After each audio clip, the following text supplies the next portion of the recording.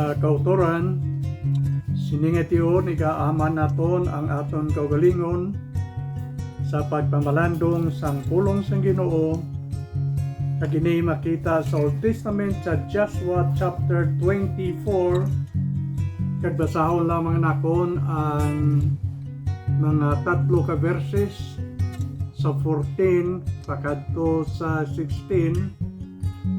Diri sa Ligaynon nga Bible nagasiling, gani karon simbahan ninyo ang Ginoo kag alagaran ninyo siya sing maminatud-on kag matutong. Kalimti ninyo ang mga Dios nga ginsimba anay sang inyong mga ginikanan dito sa Mesopotamia kag sa Ehipto. Kagalagaran ninyo ang Ginoo.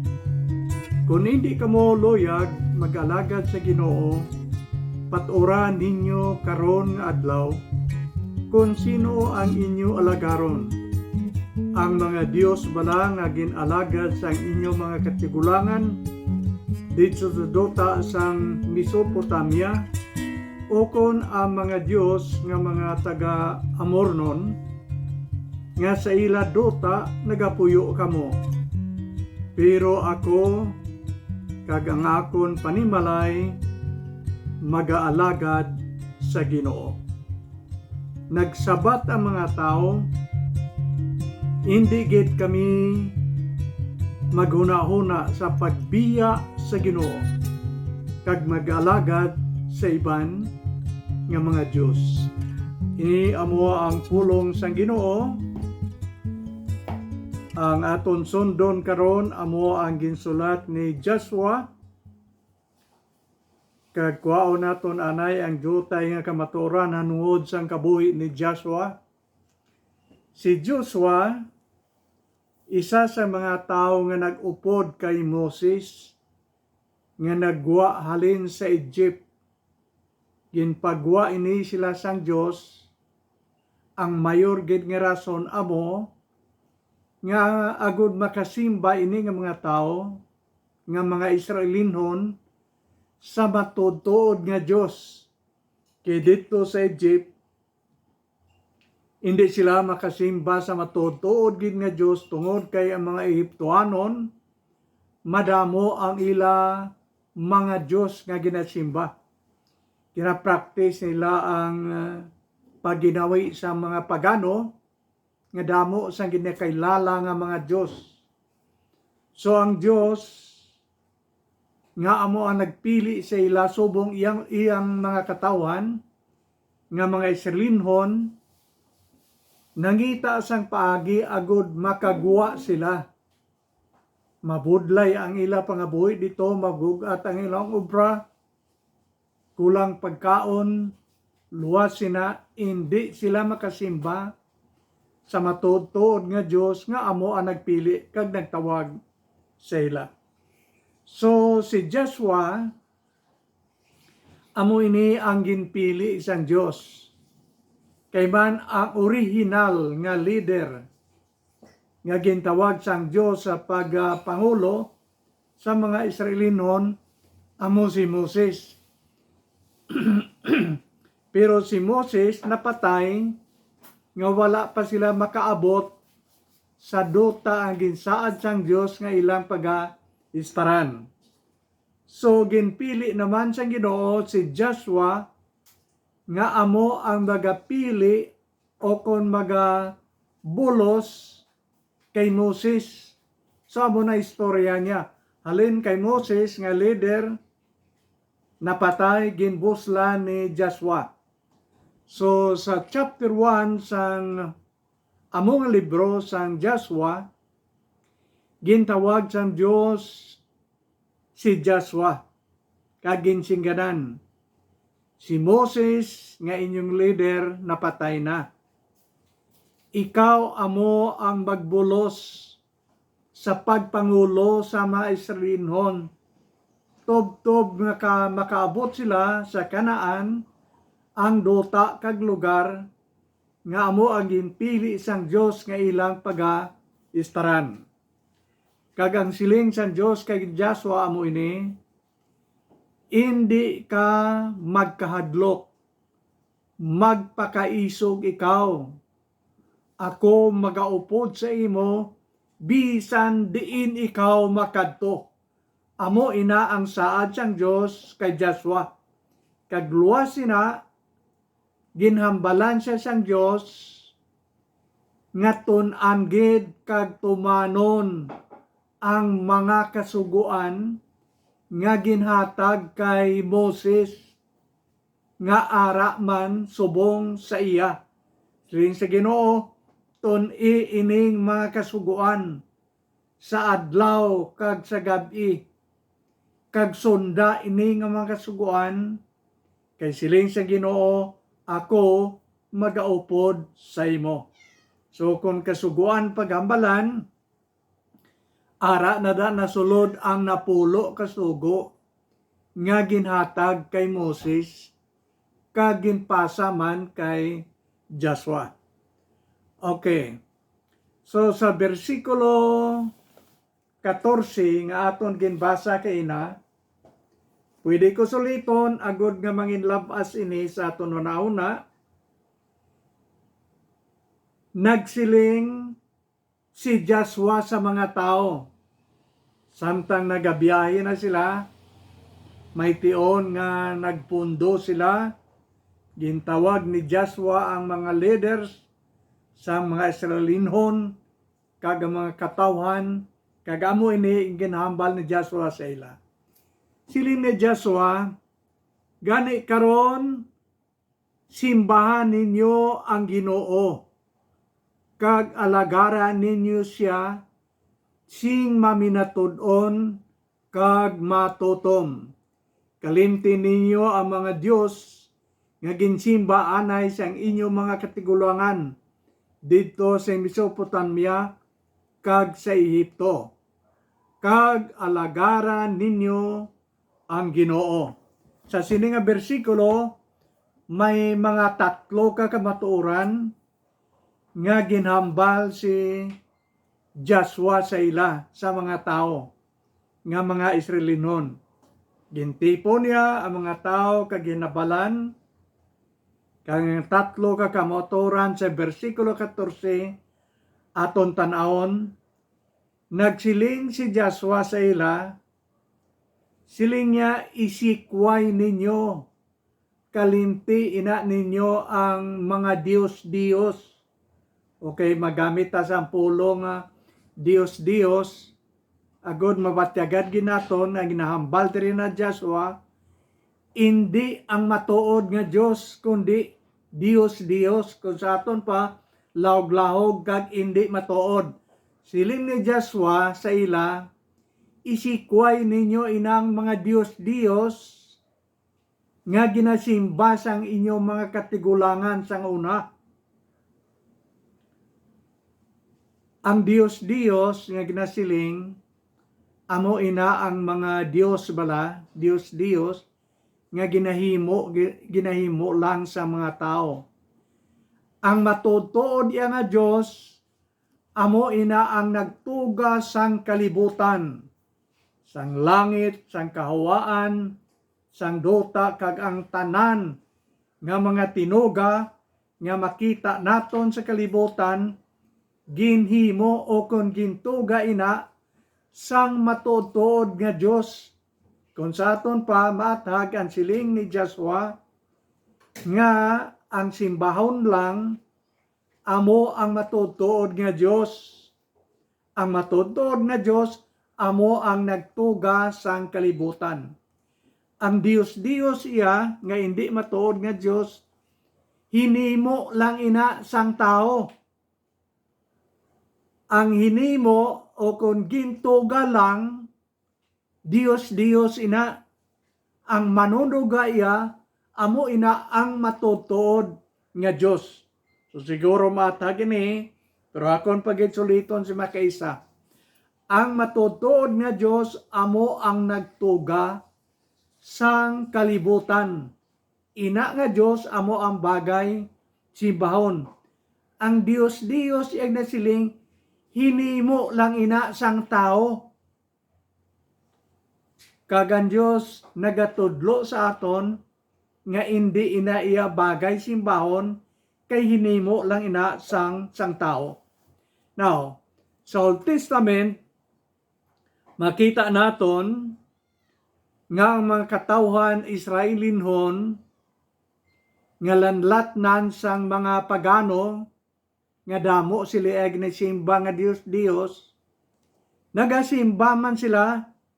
Kaguni mo basahon ang Salmo 115 halin sa 2 pagkadto sa 8. Kaguni mo ini itabid sa napulo kasugo, makita naton nga ang mga katawhan sang una ginahambalan gid sang Dios nga hindi magsimba sa mga Diyos.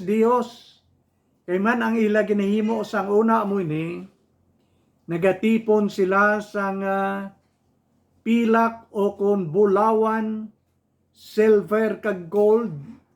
Ila ina ginatunaw ang dagway nila kung kaisa nga ilang ginahimo.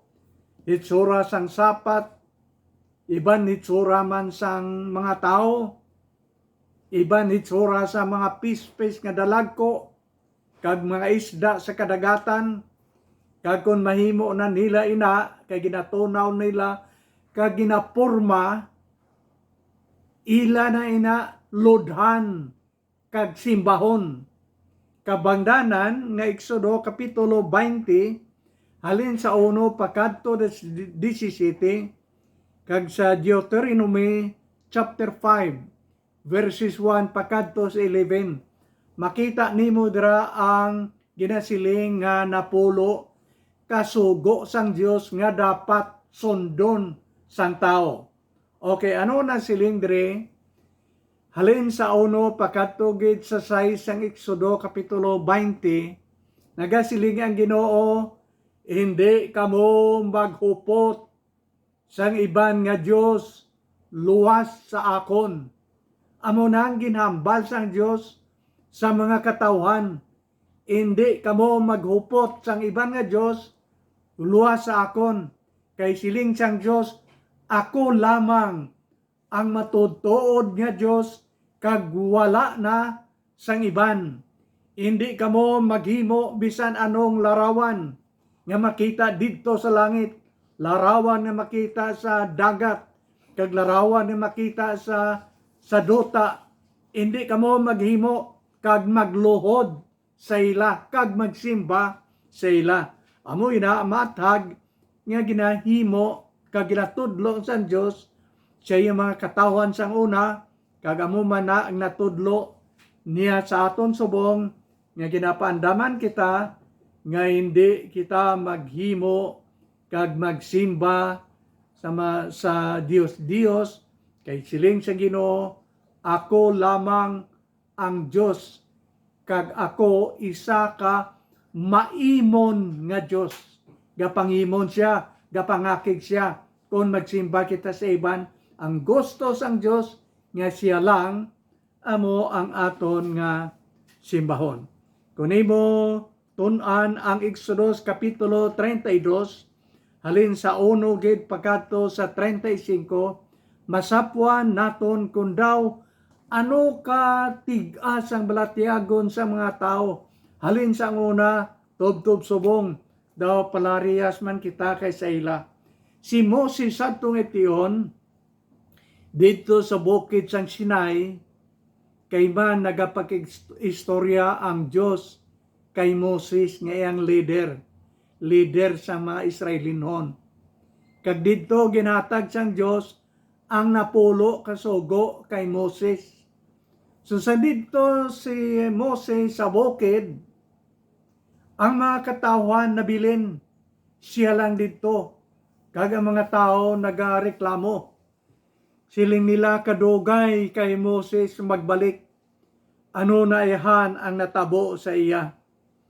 Kag naghinunanon sila, ginabalan nila ang isa nila ka-leader nga nabilin dito, ngalan niya si Aaron.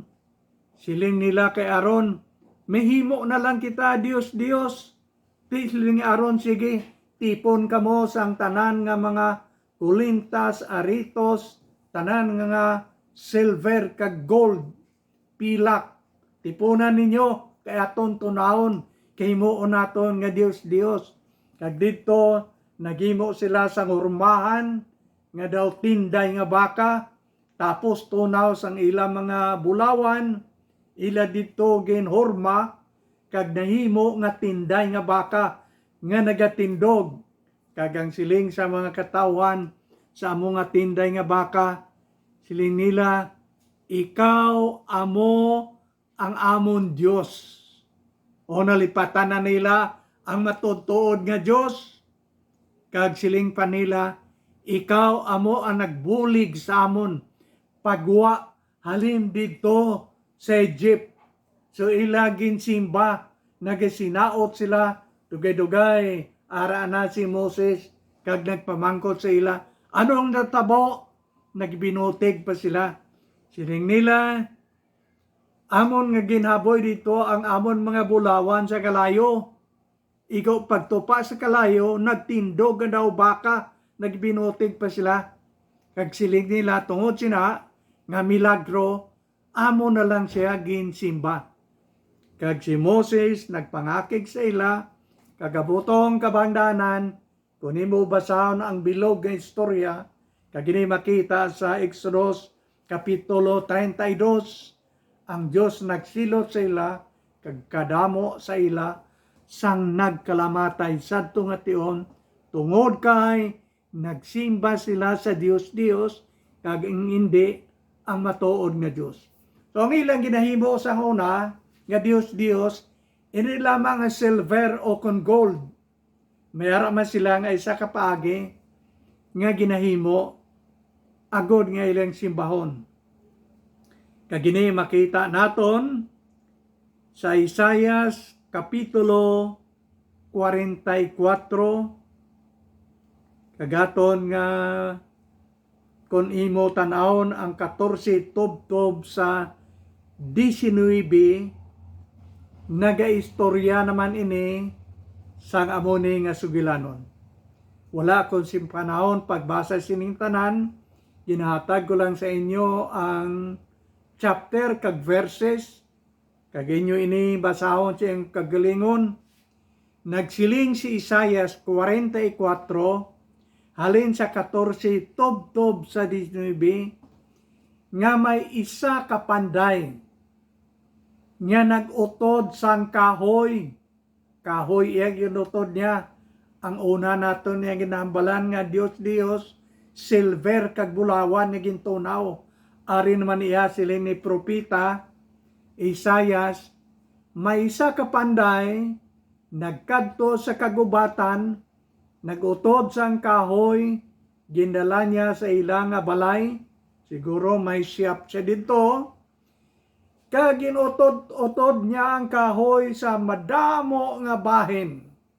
Kag nasiling si Isaiah, ang iban nga bahin o kun utod sang kahoy, iya ginhimo nga uling, kag didto nagsugba siya sang iya mga sudan katulad abisang karne nga barbecue, nagluto siya pagkaon, nagtigang siya to, nagutan siya to sa kahoy nga iya ginutod.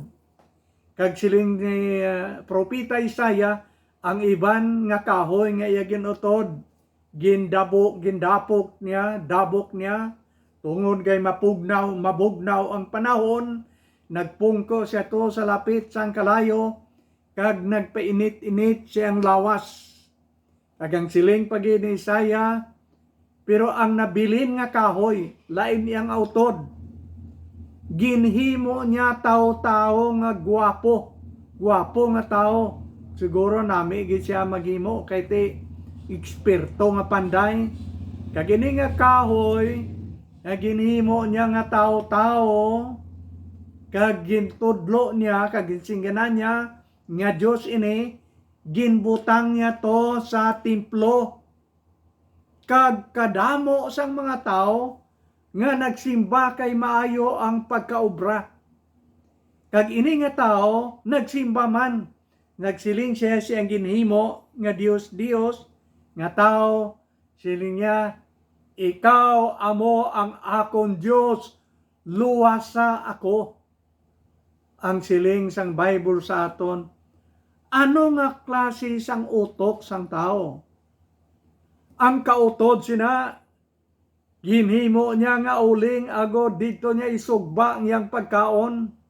Nagluto siya to, ang kautod sina nga kahoy, gindabok niya agod magpainit-init siyang lawas kay mapugnaw ang panahon niya. Pero ang nabilin nga kahoy, ginsimba niya. Siling siyang Ginoo, ano nga klase siyang tao kita kung amo ina ang aton paghimuon. Daw nagasiling si Isaya nga ina klase siyang tao, wala gid nagagamit siyang utok tungod kay ang kautod iya man ginuling, ang kautod iya man nga ginpainit-init siyang lawas, pero ang kautod sa amo nga kahoy iya man nga ginsimba. So si Moses o kon si Joshua nga nagtipon sa mga tao, amo iniisiling niya, isikway ninyo ang mga Diyos, ang hindi matuod-tuod nga Diyos. Kakano pagid ang yang ginsiling dre, kag simbahan ninyo, isikway kag simbahan ninyo ang matuod-tuod nga Diyos. Amo ini ang dapat naton simbahon. Halin sang una, ginatudlo ina sang Diyos, kag tubtob subong, ginatudlo man sa aton subong, nga ang dapat naton simbahon, amo ang matuod-tuod nga Diyos. Sino ang matuod-tuod nga Diyos? Sulito na kon, ang matuod-tuod nga Diyos, amo nagtuga sang langit, kag sang dota, kag sang tanan nga mga tinuga sa kalibutan. Kag ina nga Diyos nagapaabot nga kita magasimba sa iya, kay siya amo ang nagtuga sa aton. So nagsiling ang Salmo kapitulo 100 versikulo 2, nagsugo siya, simbahan ninyo ang Ginoo sing malipayon. Hindi nga daw na puwersa ka lang, kundi simbahon naton ang Diyos sa tinagagpusoon nga may kalipay sa pagsimba sa Ginoo. Kay ina nga Diyos amo ang nagtuga sa aton, ginpadala niya ang bugtong anak tungod siyang dako nga paghigugma sa aton. Kag ina nga Diyos nagapaabot nga kita magasimba sa iya sing malipayon, tinagipuson nga sahi sang pagsimba. Aton diri tanawon pagid ang mga kamatuoran agud nga hindi kita magtalang nga kita nga mga tao hindi bagay magsimba sa mga Diyos, kag hindi man kita bagay magsimba sa aton isig katao. Kay may ara yang mga tao nga gamhanan, nga gusto nila ang mga tao sa idalom nila magsimba sa ila, kwaon na nila ang lugar sang Diyos, kagusto nila nga sila na ang simbahon. Ang Diyos hindi man magtugot sina, bisan ano kaalam, bisan ano kagamhanan sina nga tao, ang Ginoo nagapahanom doon sa aton nga hindi siya bagay simbahon, kay tao man lang siya, pariya sa aton. Ang gusto iya sang Diyos nga kita nga mga tao magaisa sa pagsimba sa iya. Dundumon naton ang Acts chapter 12 verses 22 pagkadto sa 23. Ini nasulat nanugod o kon ginsulat nanungod kay King Herod. Si King Herod nagpungko siyang harianon nga pulungkuan, nagatubang sa mga tao, kag nagpamulong-pulong sa mga tao. Ang mga tao nga nakabati, nagtindog kag nagsilinggit, nga ang naghambal sa aton, Diyos na, hindi na tao, Diyos na naghambal sa aton. Purti ang kalipay ni King Herod. Hari siya matuod. Pero pagkabati niya ang mga tao na silinga, Diyos na siya, promoted na siya. Halin sa pagkatao, pagkadto sa pagka-Diyos, ginbato niya ang mga pagdayaw sang mga tao sa iya. Tungod sina, nangakig ang anghel sang Diyos. Kabalo ka, anong ginhimo sang anghel? Ang anghel nga nagpangakig sa iya, ginsikway siya, kag amuna ang kabangdanan sa tugid nga tion, napatay si King Herod, kag ginulod dayon. Ina kay ginpasipalahan niya ang ngalan sa Diyos, kag ginbato niya ang mga pagsimba sa mga tao sa iya, ang dapat ang mga tao ang simbahon lang amo ang Diyos.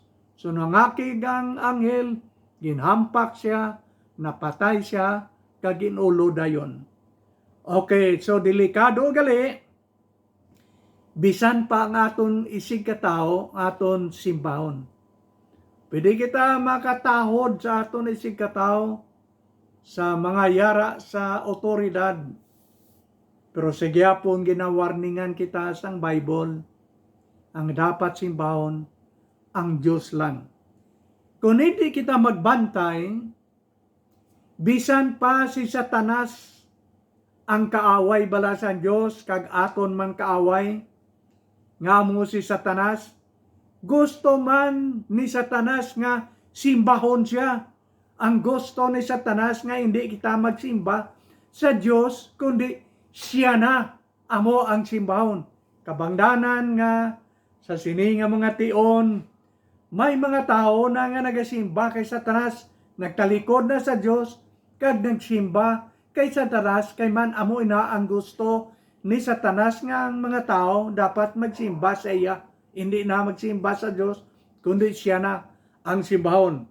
Dundumo naton ang pagtintar kay Jesus Christ, kagini makita nimo sa Mateo kapitulo 4, permiro nga hambal ni Satanas kay Jesus Christ, nga kung matuod kang anak sa Diyos, imo ay ni nga bato nga tinapay. Wala magsugot si Kristo. Gidala niya man dito sa mataas nga tore, kag nagsiling siya, pamatud igid nga ikaw anak sang Ginoo, lukso ka diri sa tore, kay hindi ka man maano, kay salon ka man sa mga anghel dito sa langit, sa dota. Sila ni Jesus Christ, hindi pagtintara ang Ginoo nga imong Diyos. Nagpadayon pagit siya. Lakat naman sila dito sa pinakataas nga bukid. Kagin pakita ni Satanas kay Ginoong Hesus ang tanan nga mga siyudad, ang tanan nga katahom.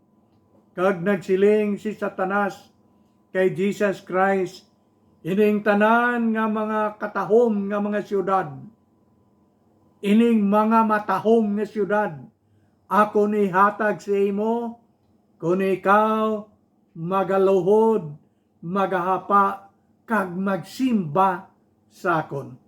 O gusto ni Satanas nga si Jesus Christ, magsimba man siya. Insabat nga si Satanas, palayo ka, Satanas, ang Diyos lamang amo ang imong simbahon, kag alagaron. Kung nagsimba si Kristo kay Satanas, mahapos na lang nga ang tanan nga mga tao, pasimbahon ni Satanas sa iya, kay singganon niya Satanas, si Kristo gani, nagsimba sa akon, kamo pa, kabangdanan nga si Kristo, wala gid nagbigay, ginhambala niya si Satanas, nga ang Diyos lamang among simbahon, kaguni ng aton bantayan, kay basi magtalang man kita, kag magsimba na kita sa aton isig tao, kag magsimba man kita kay Satanas. Halin sa Dios, pagkadto sa sining akon ginambal ang Ginoo, hindi buot nga ikaw kag ako magsimba sa iban, kundi siya lamang. Kay siling niya, ako lamang ang matutuod nga Dios nga dapat ninyo simbahon. Hindi kamo magsimba sa iban, kay siling sang Dios, ako amo ang Dios nga nagapangimon, nagapangakig siya kung kita magsimba sa iban. Kay gusto niya, siya lang, kay siya amo ang nagtuga sa aton, kag siya man amo ang nagluwas sa aton, gikan sa pagkaulipon sang aton mga sala. Kagano pagid ang siling niya dre, siling niya, simbahan ninyo ang Ginoo, siling na Joshua, kag nagsiling pagid sa Joshua, alagaran ninyo ang Dios sang pag-alagad nga maminatud-on. Ari na ang pag-alagad. Okay. Ang natudlo gid sang Bible sa aton amo ini, nga hindi kita makaalagad sang 2 ka galon, hindi pwede. Ang siling sang Dios isa lang. You cannot serve 2 masters. 2 ka galon. Kay hindi ikaw makaalagad sang isa kag makapamuot sang isa. Dapat siya lang. Amo ini ang siling ni Joshua. Simbahan ninyo kag alagaran ninyo ang Dios, hindi ang tao makaalagad sa 2 ka agalon. Ang aton agalon, ang aton master, amo si Kristo. Kabangdanan o kung tud-an himo ang mga natudlo sang balaan kasulatan nagasiling siya. Unahan ninyo ang Dios, kaya ang iban ng mga butang, ikadugang lang nila sa inyo. Hindi ka makasimba sang 2 ka galon, unahon mo gid. Number 1 gid ang Dios sa imo kag sa akon kabuhi. Kag ang masunod nga ginhambal niya sa sining aton ginbasa, nagsiling si Joshua sa mga tao, kung mabudlayan kamo, mag-alagad, magsimba sa Dios, sa tutuod nga Dios, siling ni Joshua, pili kamo karon nga adlaw kung sino ang inyong alagaron. Ginpapili sila ni Joshua. Hindi pwede nga tunga-tunga. Ang katunga mo nga tiil ara sa Dios, ang katunga ara sa Dios. Siling ni Joshua kag amo ini ang aton man sabton subong. Ginsabat ini sa mga tao nga ginabalan. Siling ni Joshua, kung maiwat, kung mabudlay sa inyo ang magsimba sa matutuod nga Dios, magpili kamo karon nga adlaw kung sino ang inyo simbahon. Hindi nga buwas mapili karon nga adlaw. Kagamo ini ang bantayan manaton subong. Dapat kita magpili karon nga adlaw kung sino ang aton alagaron. Ang Dios bala o kon ang matutuod nga Dios. Kag si Joshua nagpadayon nga nagasiling, pero para sa akon kag sa akon panimalay, mag-aalagad kami sa Dios. Si Joshua, yang asawa kag yang mga kabataan, nagpili silang tanan nga mag-aalagad sa Ginoo. Kabay nga aton man ini ma-apply sa aton kaugalingon subong. Hindi lang ang nanay, hindi lang ang tatay, kundi ang tanan nga members sang imo kag akon panimalay dapat nga mag-alagad sa Ginoo. Pero ako kag ang akon panimalay, siling ni Joshua, mag-aalagad kami sa Ginoo. Mga ginikanan, Siguro ang iban sa inyo may mga madamo sa kabataan. Paano nimo ma-manage ang imong kabataan nga mag-alagad sa Ginoo upod sa imo? Ang siling sang Bible sa aton sa Deuteronomy chapter 6 verses 4 pakadto sa 9, tudloan naton ang aton kabataan sang pulong sang Dios samtang nagalingkod kita sulod sang aton balay, samtang magahigda kamo upod sa inyong kabataan, samtang magalakat-lakat kamo kundiin kamo makadto, itudlo ang pulong sang Dios sa ila, kay nagsiling ang Bible nga kung tudloan naton ang aton mga kabataan sa ilang pagdalagko, hindi na sila magbiya sina. Kay gitudlo nimo sa ila. Mabudlay sang ginikanan, sobra sa aton kasako, wala na kita panahon sa aton mga kabataan. Kagangaton kung kaisa kaluyahon amo ini, kung Domingo, adlaw ng inugsimba, aton lang nasugo ang aton kabataan. Kadto kamo to simbahan kay Domingo karon.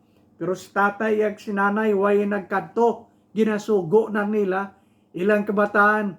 Ang labing maayo kung gusto nimo nga imong mga kabataan maedukar sang Dios nun nga pagtulunan. Kaptanay kamo, dalan ninyo ang inyong kabataan sa simbahan kung Domingo. Agod nga makapangamuyo, makakanta sang Dios nun nga makalantahon, kag makabati sang pulong sang Ginoo nga ginapaalinton sang mga alagad sang Ginoo.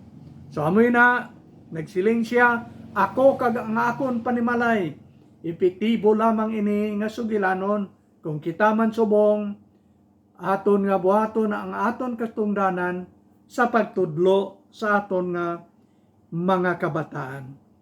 Ang mga tao nagsabat, nagsiling kay Joshua, nga hindi mahimo nga magsimba kami sa iban nga Dios, magasimba man kami sa matutuod nga Dios katulad man sa imo.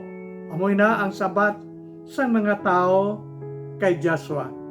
Pero aton kuhaan leksyon ang kabuhi ni Timoteo. Si Timothy, amoy niya ang bata pa nga pastor nga ginatudloan ni San Pablo. Kag si San Pablo nagsulat kay Timoteo, kag ini makita sa 2 Timothy chapter 1 verse 5. Siling ni San Pablo kay Timoteo, siyang pagsulat, Timoteo, ginapahanumdom nako nikaw nanungod sang imo pagtuo sa Dios. Inang pagtuo nga naghalin pa kay lola mo, kay Luis nga lola ni Timoteo, nga nasalo man ni nanay mo nga si Eunice, ara na da mga ngalan, kag ginalaoman akon nga pagtuo ni lola mo kag ni nanay mo, ara man sa imo. Halin sa lola, pakadto sa bata, pakadto sa apo. Nasalo ni Timoteo ang kamaturan nga naghalin sa Bible nga dapat ang tao magtuo o kung magsalig sa Dios. Gingamit na ako nini subong nga pagpanumdum sa aton. Halin sa mga lola, pakadto sa kabataan, pakadto sa mga apo, may katungdanan kita sa pagpaalinton sang pulong sang Ginoo sa tanan nga members sang aton panimalay. Agod nga hindi sila magtalang, kay kung magtalang na sila, ang ilang simbahon hindi na ang Dios kundi ang mga Diyos na nga amo ang ginakaakigan sa Dios kay ginasulit niya nga kita bagay nga magsimba kag mag-alagad sa matuod-tuod nga Dios, kag hindi sa mga Dios, hindi man sa aton isig katao, ilabi na gid hindi kamo magsimba kay Satanas, kay mo na ang gusto ni Satanas nga himuon sa mga katawhan subong. Mga kautoran, ang malipot naton nga mga kabuhi, aton ibutang sa gamhanan nga kamot sang Dios. Magsalig kita sa iya, batono naton si Kristo, sulod sa aton kabuhi, kag maangko naton ang kaluwasan, kag mag-aalagad kita sa iya, sing maminatud-on nga klase sang pag-alagad. Maraming salamat, kabay nga ang Diyos, magapadayon gid sa pag-upod sa aton.